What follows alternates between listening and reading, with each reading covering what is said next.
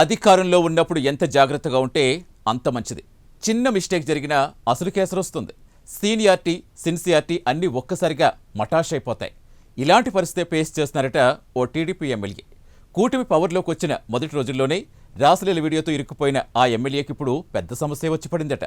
Sitting ఎమ్మెల్యేగా ఉండి కూడా తన మాట చెల్లుబాటు కాక, సొంత పార్టీ నేతలెవరూ పట్టించుకోక, పవర్లో ఉండి కూడా కోరలు తీసేసిన పాములు అయిపోయి అయోమయంలో పడిపోయారట. ఇంతకు ఎవరా ఎమ్మెల్యే? ఆయనకు వచ్చిన ఇబ్బందులేంటి? ప్రభుత్వంపై రివర్స్ ఎందుకు అవుతున్నారు? ఏ ఆప్షన్ లేక ఇలా తిరగబడుతున్నారా, లేక ఇంకేదైనా కారణముందా? అసలు ఆ ఎమ్మెల్యే దారిటు, ఆయనకు ఎందుకు ఈ పరిస్థితి వచ్చింది?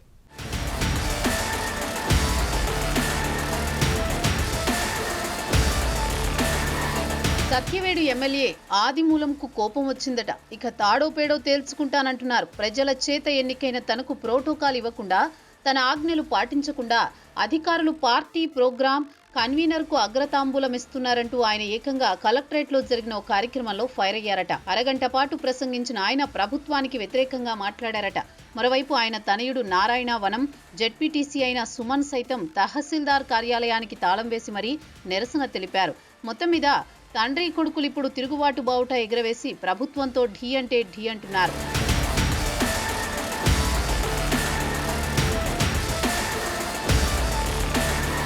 అయితే తిరుపతి జిల్లా సత్యవేడు ఎమ్మెల్యే కోనేటి ఆదిమూలం దళిత నాయకుడు. సత్యవేడు నియోజకవర్గంలో సుదీర్ఘంగా ఉన్న నాయకుడు. కాంగ్రెస్, తెలుగుదేశం తర్వాత వైసీపీ, తిరిగి తెలుగుదేశం పార్టీలలో ఉన్న నాయకుడు. టీడీపీ నుంచి జెడ్పీటీసీగా గెలుపొంది ఆ తర్వాత టికెట్ రాకపోవడంతో కాంగ్రెస్లో చేరారు. అనంతరం వైసీపీలో 2014లో పోటీ చేసి ఓటమి పాలయ్యారు. 2019లో జరిగిన ఎన్నికల్లో ఆయన ఎమ్మెల్యేగా గెలుపొందారు. అయితే 2024 ఎన్నికల ముందు మాజీ మంత్రి పెద్దిరెడ్డి రామచంద్రారెడ్డికి వ్యతిరేకంగా గళం విప్పి తెలుగుదేశం అధిష్టానం దృష్టిలో పడ్డారు. అనంతరం జరిగిన రాజకీయ పరిణామాల నేపథ్యంలో ఆదిమూలం సైకిల్ ఎక్కారు. చివరి నిమిషంలో టీడీపీ టికెట్ తీసుకుని కూటమి గాలిలో విజయం సాధించిన వ్యక్తి.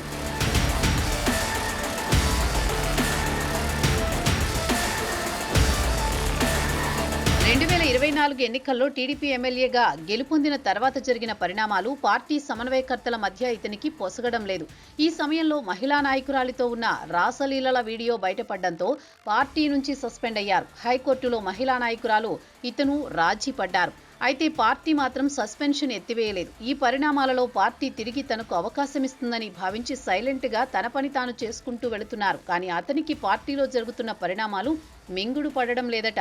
గతంలో పార్టీ కార్యక్రమాల అబ్జర్వర్గా చంద్రశేఖర్తో పాటు పార్టీ సమన్వయకర్తగా వచ్చిన శ్రీపతి బాబులకు గాడ్ ఫాదర్గా ఉన్న వ్యక్తి ఏకంగా వైసీపీను ఎంపీ అవినాష్ రెడ్డి వ్యక్తిగత పీఏ అయిన విక్రమ్తో సహా కలిసి గ్రావెల్ దందా కొనసాగిస్తున్నారట. దీంతో తాజాగా పార్టీ అధిష్టానం 2 నెలల క్రితం శంకర్ రెడ్డి పార్టీ కార్యక్రమాల కోఆర్డినేటర్గా నియమించింది.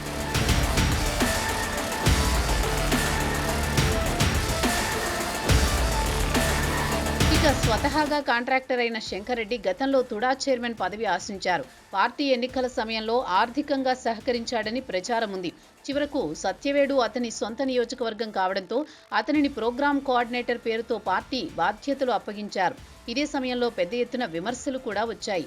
ఎస్సీ రిజర్వ్డ్ నియోజకవర్గంలో మిగతా వారి పెత్తనం ఎందుకు అన్నట్టు ఆదిమూలం అనుచరులు విమర్శలు చేశారు.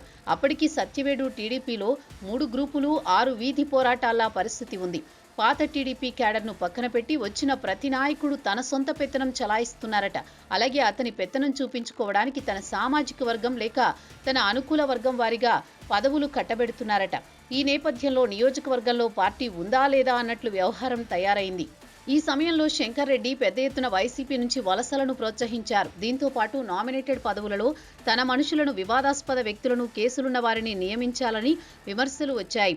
దీనికి తోడు పోలీసు యంత్రాంగంతో పాటు ప్రభుత్వ యంత్రాంగంలోని అధికారులు శంకర్ రెడ్డి ప్రోటోకాల్ ఇస్తున్నారని ప్రచారం జరుగుతోంది.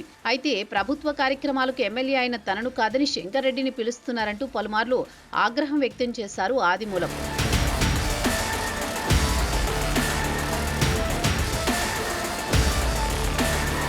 ఇక ఎమ్మెల్యే ఆదిమూలం తాడో పేడో తేల్చుకోకపోతే తన ఉనికికే ప్రమాదమని గుర్తించినట్టున్నారు. అందులో భాగంగా రివర్స్ గేర్ మొదలుపెట్టినట్టు తెలుస్తోంది.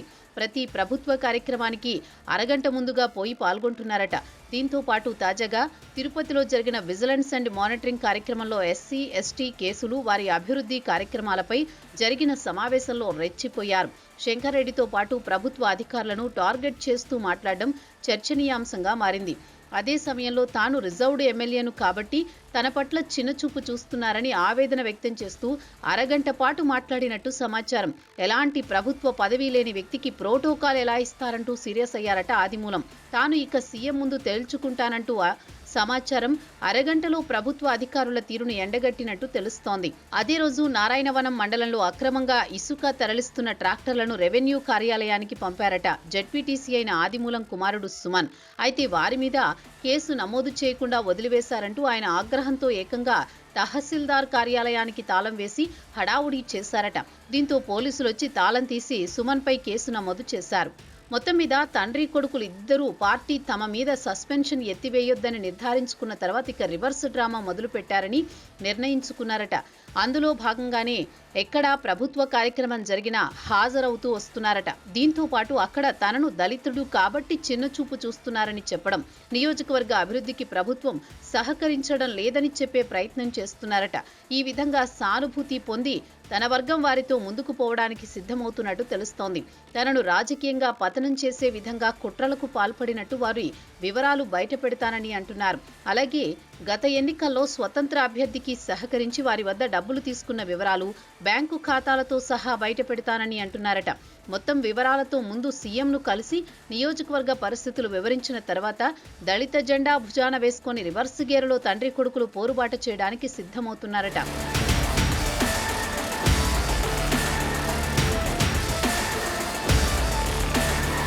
వైసీపీలో ఉన్నప్పుడు కూడా ఆదిమూలం తమను ఇలానే ఇబ్బందులు పెట్టేవారని, టీడీపీలోకి వచ్చాక కూడా ఆయన వైఖరిలో మార్పు రాలేదని తెలుగు తమ్ముళ్లు ఎదురుదాడికి దిగారు. ఇక సైకిల్ పార్టీలో సరికొత్త పొలిటికల్ గేమ్ సత్యవేడు పాలిటిక్స్ లో చర్చనీయాంశంగా మారింది. రాబోయే రోజుల్లో ఆదిమూలం రియాక్షన్ ఎలా ఉంటుందో, టీడీపీ అధిష్టానం ఈ వ్యవహారానికి ఎలా చెక్ పెడుతుందో చూడాలి.